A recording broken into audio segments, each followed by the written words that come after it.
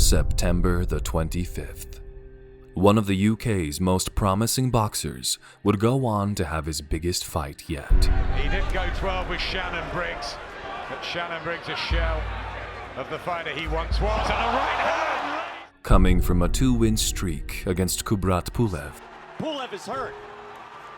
Pulev on the ropes again, turns away. Does he want any more? The uppercut, Pulev down on his back.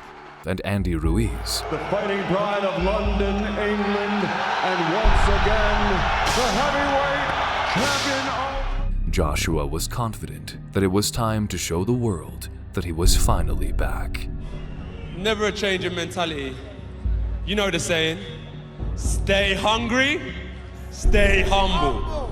I'm hungry, I'm humble in defeat, and I'm gonna remain humble in victory. His opponent, a southpaw who had just moved from the cruiserweight division to the heavyweight division, was referred as the underdog, despite coming in as an undisputed world champion. Usyk and Joshua, I don't believe Usyk's heavyweight for one. I just think he's a pumped-up cruiserweight who struggles against heavyweights. In my opinion, Derek Chisora beat Oleksandr Usyk, and he struggled with Derek Chisora. And Joshua is a much bigger, stronger man than Derek, and I think he walks right through Usyk. On fight night, everything was destroyed for the UK boxer. Do you believe this? The marks left on him would be a constant reminder of the man who made him lose his title.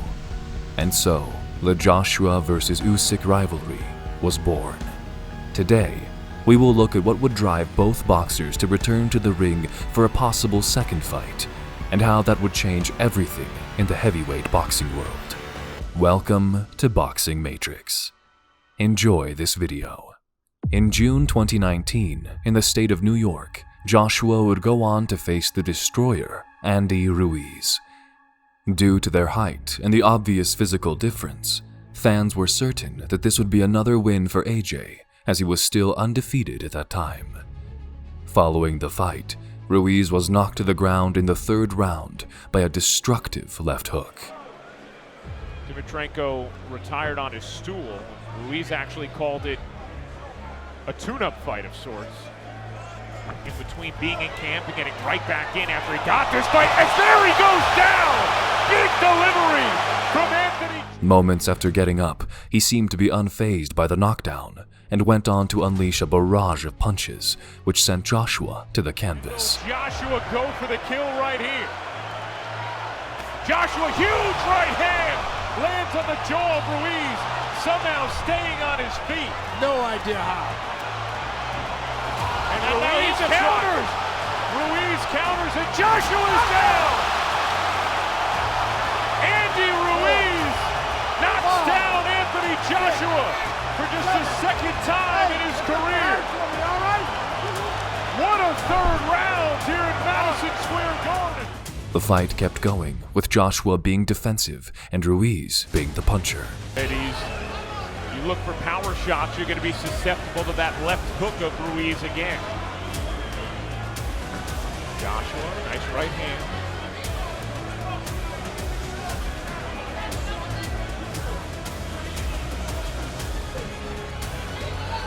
Ruiz with 38 punches landed through 5 rounds to Joshua's 33. A little left hook from Ruiz that got Joshua. But it all suddenly changed when in the 7th round, Ruiz knocked over Joshua once again with a short sequence of heavy blows. Joshua get a bit more active. Can Ruiz take advantage of what's looked like a shaken Joshua, even in the aftermath of those 3rd round knockdowns? Joshua, big left hand that stung Ruiz, and then Ruiz right back at Joshua, and Joshua in trouble, losing his footing. He's down again. Joshua managed to get back on his feet, but it was now pointless, as he was soon found on the ground again. Hey, you gotta pick up your head. And it seems that every time Joshua scores with a big punch, Ruiz comes right back. It's almost like a wake-up call. Can Ruiz end it here? Joshua finally landing a big blow, and now another. Can Ruiz counter? Joshua's down again. Same situation. Joshua threw 3-4 punches, left himself open. Ruiz dropped him, and now he's in big trouble. He is in huge trouble now. The fight came to an end, with the referee granting Andy Ruiz the win. 1 minute, 27 seconds, round number 7. The winner by TKO victory, and now the new unified IBO, IBF, WBA, WBO heavyweight champion of the world, Andy Destroyer Ruiz Jr. The fight is said to be one of the biggest upsets in boxing at that time. Joshua knew he had to get better in order to be the best. Oh, you know what I mean? It's like you correct it, you adjust, sit down, focus, lock in, and you go again. On the other side of the world, an Eastern European champion with 18 fights, in which the 13 are won by knockout, only knows the feeling of winning. And the new WBO Intercontinental Heavyweight Champion, the Cruiserweight Champion of the World, still undefeated. He is from Ukraine, and he is Oleksandr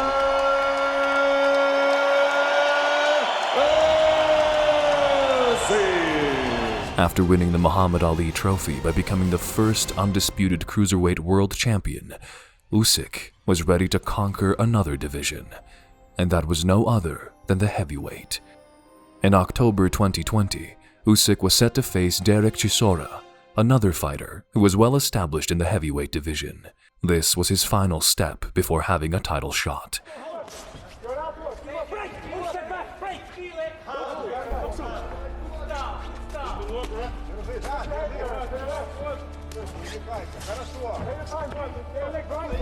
Decisive and even more striking when you see them in the ring stood up. Delboy has to pressure, just like this. She's always been doing a lot of chasing in this round. Gets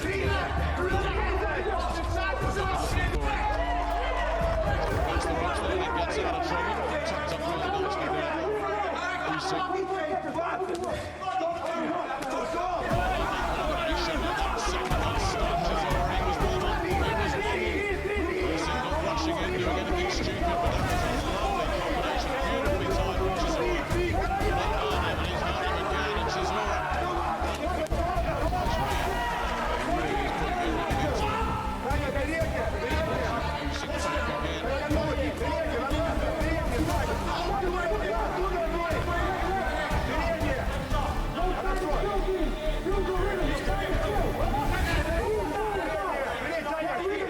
Usyk went on to defeat Chisora and was now clear that he was aiming for AJ. Continental Heavyweight Champion Oleksandr Usyk's got it. Usyk. He trudges away, Derek Chisora. Just moving forward for the future, Anthony Joshua was here tonight. We don't know what's going to happen in the heavyweight division with both Anthony Joshua and Tyson Fury having fights scheduled. You're obviously mandatory for AJ's WBO belt. What do you want to do next? Мои планы поехать домой. My plan go my home. Maximum time it's my family, my gym, you know, training. Дальше. Training forward. Training forward, training myself. 1 year. I'm not boxing 1 year. You know, no practice boxing competition. You know. After losing to Andy Ruiz, Joshua was seeking revenge for the embarrassing loss he had taken earlier in 2019. I've been boxing a while now, and when I come into boxing, I didn't really come to kind of take part, I came to take over. Like, I came with full force, fully committed.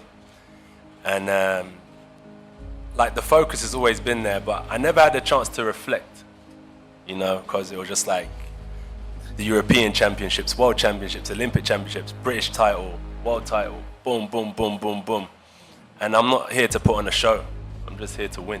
A rematch between them would happen in December of the same year, with Joshua looking a lot more confident and hardworking than before.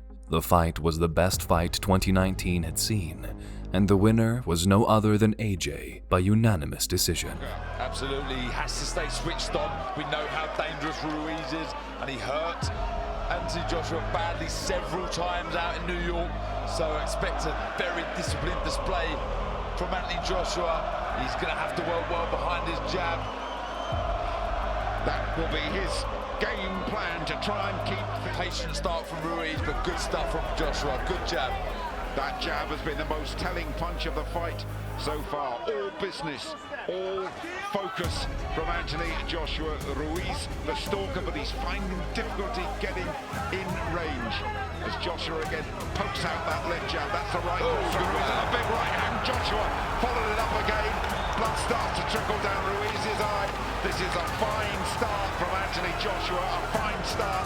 And it's Ruiz on the receiving end, and it's Ruiz who is bleeding. Stalking him, walking forward, looking so dangerous, but not wasting anything. He's boxing according to a plan here. We'll get to Josh Buatsi at the end of this round. Two good right hands there from Joshua, and Ruiz felt those and backs away towards us. Excellent man who's been through the boxing mill and knows exactly how to finish things off. The jab working well from Joshua as well. Lighter on his feet, you just take that with less weight.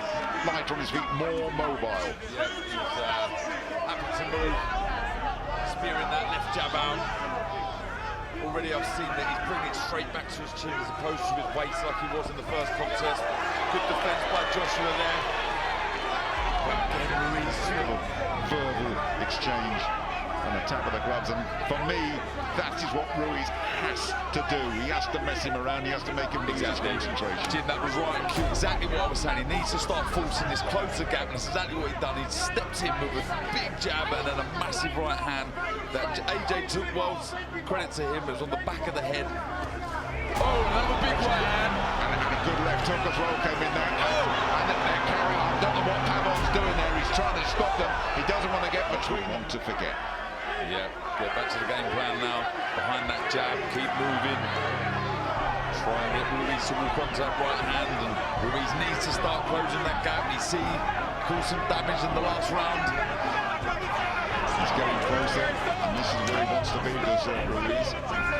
Say that referee Louis Pavon is occasionally difficult to get between the marks. That's been a good jab from Joshua that time. Keeping it at distance, keeping it at range, keep the point scoring going, keep the world champion off him. That has to be the tactics for the last few rounds for AJ, Anthony Joshua. Big British support here. Mexicans are here in force as well. Scorecards go to the winner by unanimous decision. The fighting pride of London, England, and once again, the heavyweight champion of the world, the man known as AJ. Nearly a year after, AJ fought Kubrat Pulev, a Bulgarian heavyweight that at the time had only one loss.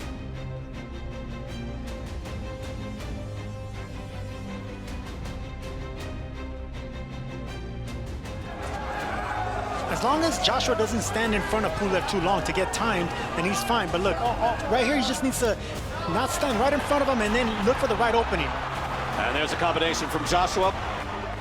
Pulev seemed to follow a strategic game plan against Joshua, but he would soon be caught off guard in the third round and would be dropped to the canvas. Joshua's being patient right now. Well, no, he is, but still, this is rather tentative. Long right hand. Yeah, he's fighting off the jab, and he's looking for opportunities that way. Previous iterations of Joshua, you can see him crouch down a little bit, lunge in, look for those big shots. He's definitely fighting more like the fighter that beat Ruiz the second time. Gets under the hook again, weaves nicely underneath, so good defensive skills by Joshua, and a return right hand, good counter right. Pulev is hurt, second right hand, that clipped him as well. Now he goes in for the kill. Pulev says he's not hurt, screaming out, but Joshua, there's confidence, there's aggression. And this is where AJ needs to be a little bit careful. This is exactly where he got hurt with Andy Ruiz, getting reckless, going aggressive, and going towards him. Beautiful right hands from the champion. knocking Pulev around the ring, hits him with an uppercut as well. Another uppercut, that hurt Pulev. Pulev's on the ropes, he's hurt, he turns his back. That's the second time Pulev turns his back. Pulev is hurt. Pulev on the ropes again, turns away. Does he want any more? The uppercut, Pulev down on his back. Second knockdown of the round. The Bulgarian boxer seemed to be unaffected by the knockout and continued fighting for 6 more rounds until he was brutally knocked to the ground by AJ. Because it's a dangerous punch to throw, especially if you're a big man. It's rare to see big men like Joshua throw more than one uppercut like that. Maybe watch that fight. I've never seen an uppercut like that. Because it leaves you susceptible. Oh, another one, and Pulev is hurt. Pulev is rocked, he's on shaky legs, and down he goes. That was 3 consecutive uppercuts that Pulev got hit with, and he is badly hurt. He is wobbling around the ring, ordered back to the neutral corner. 15 seconds now for Joshua to finish. Third knockdown of the fight for Anthony Joshua. Right hand, and down goes Pulev, and that's it. And there is your... Everything was looking great for Joshua. He defeated the only man that could ever beat him and had regained his heavyweight title. There was only one last task for him to be considered the greatest. He had to beat the Gypsy King, Tyson Fury. Fury had just beaten Deontay Wilder in the rematch in 2020 and had acquired the WBC belt. Technical knockout. He is still the undefeated lineal heavyweight champion and the new WBC heavyweight champion of the world, the Gypsy King, Tyson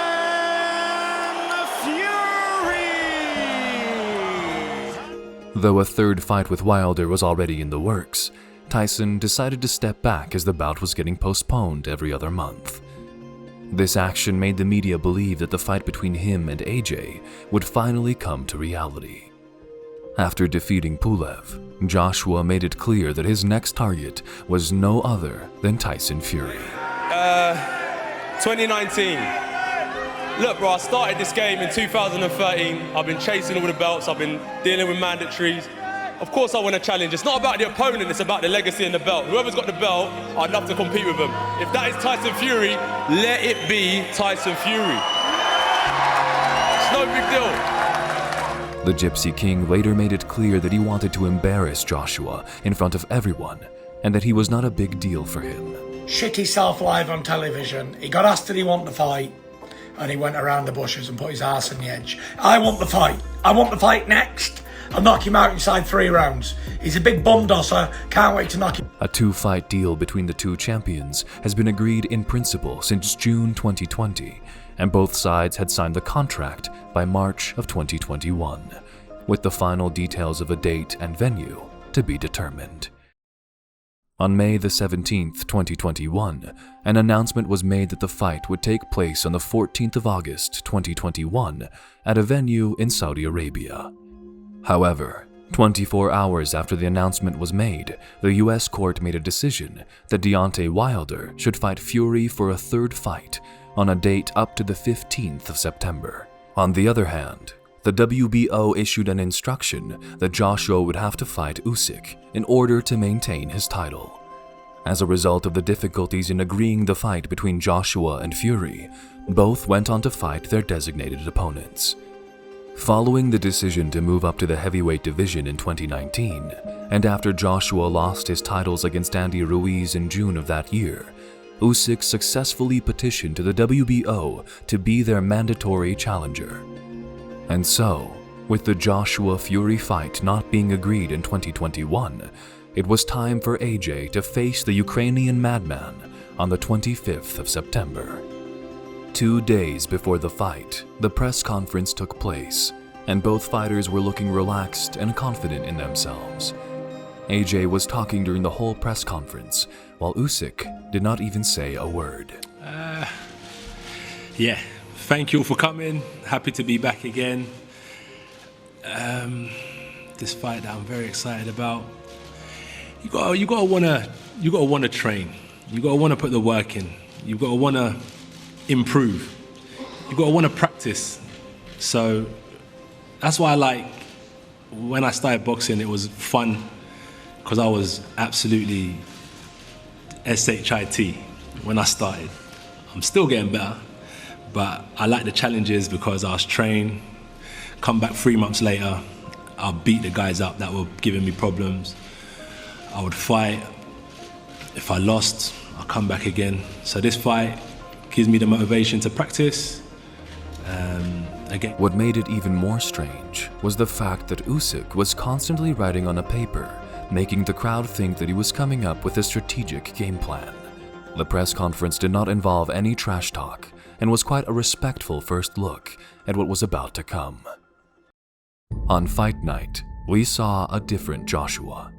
The southpaw fighter made him get out of his comfort zone and fight in a way that he wasn't used to. From the opening round, Usyk took charge.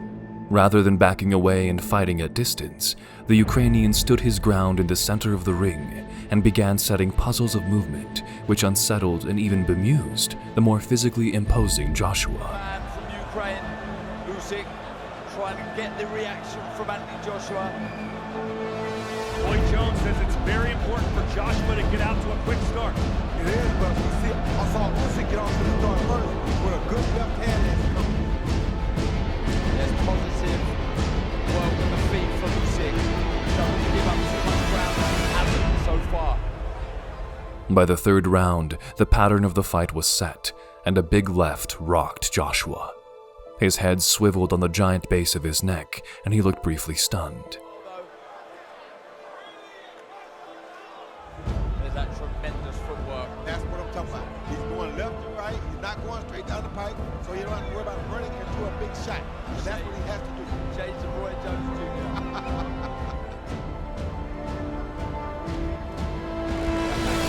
Just misses, but changes the level to the body. Good work by Usyk. Can Usyk keep up this pace for 12 rounds? I think he can, and if he can, he can do something to his fatigue, he has to avoid big shots. Everything like I said,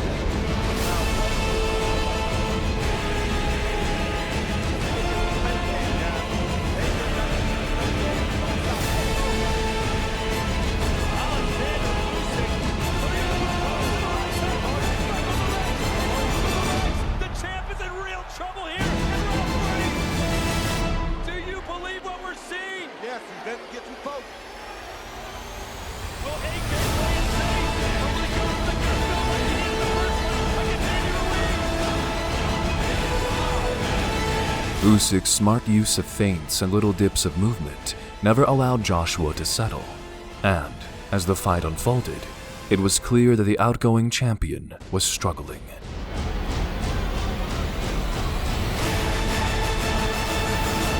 Is AJ beginning to figure him out, Roy? No, not yet, but he's figuring out that he needs to go to the body more.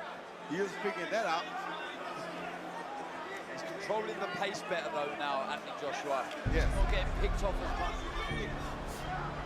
Good footwork from Anthony. You just feel that if Usyk connects with a big shot again, AJ is going to be in trouble. But you also feel if AJ connects with a big shot, Usyk going to be in trouble. That's the beauty of heavyweights. All it takes is one. Oh.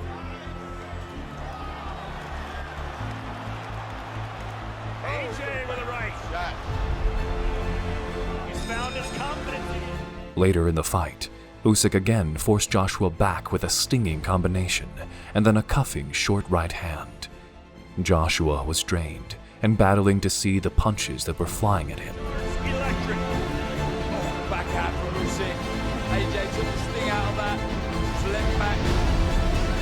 Usyk's punches are not as hard as they were earlier.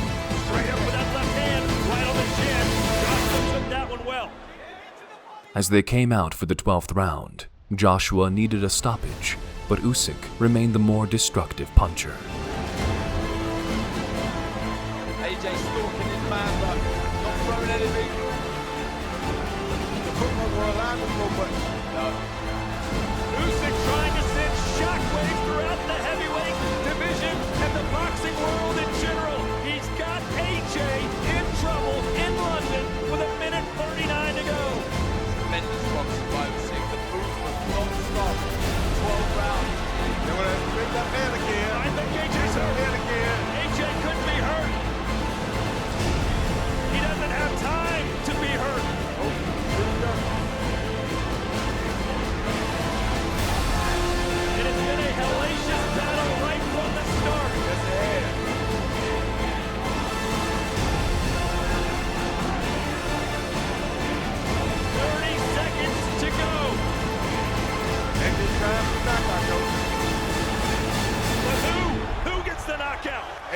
time for what I said. Oh, big shots by Usyk. It's AJ's in trouble. Do you believe this? Yes, I believe it. Yes, I believe it. A fight of the year. Oleksandr Usyk won the fight by unanimous decision. A decision that would haunt AJ. 113. All three scores go to the winner by unanimous decision. And new heavyweight champion of the world, the fighting pride of Ukraine, Oleksandr. Joshua could have avoided Usyk because he acknowledged months ago that, outside Tyson Fury, the Ukrainian posed the greatest threat in the heavyweight division with his technical expertise and hard-edged experience.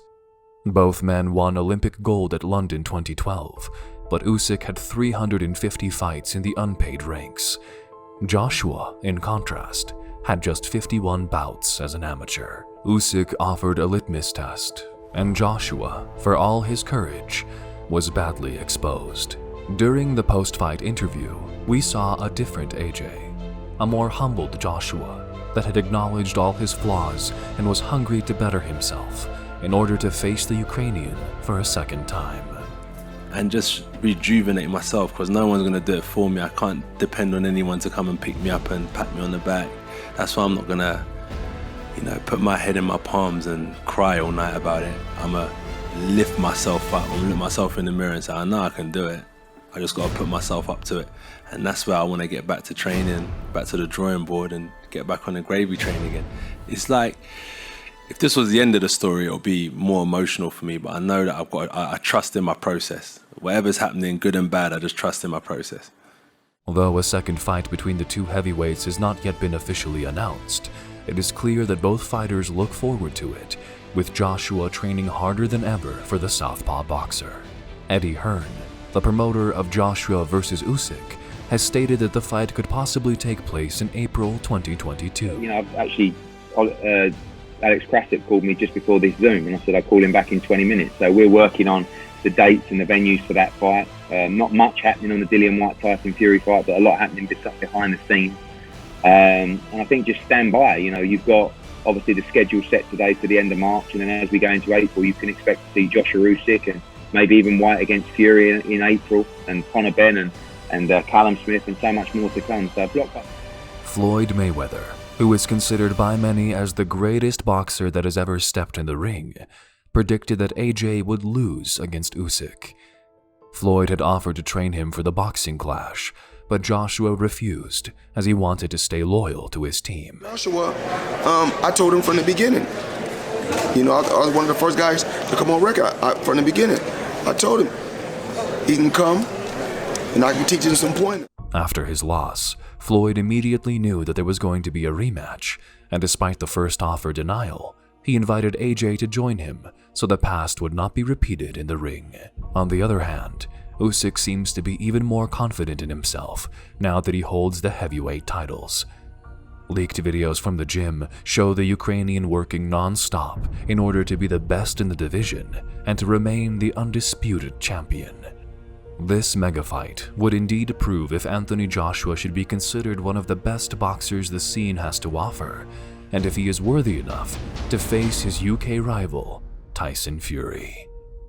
Usyk, on the other hand, could amaze the world one more time by defeating AJ as he did the first time. Doing so would result in him fighting Tyson Fury for the biggest fight of the year, and have his name be permanently written in the Boxing Hall of Fame. Write in the comments who you think will win and why. Do you think that this fight will take place in spring? And how many pay-per-view buys do you think this fight will make?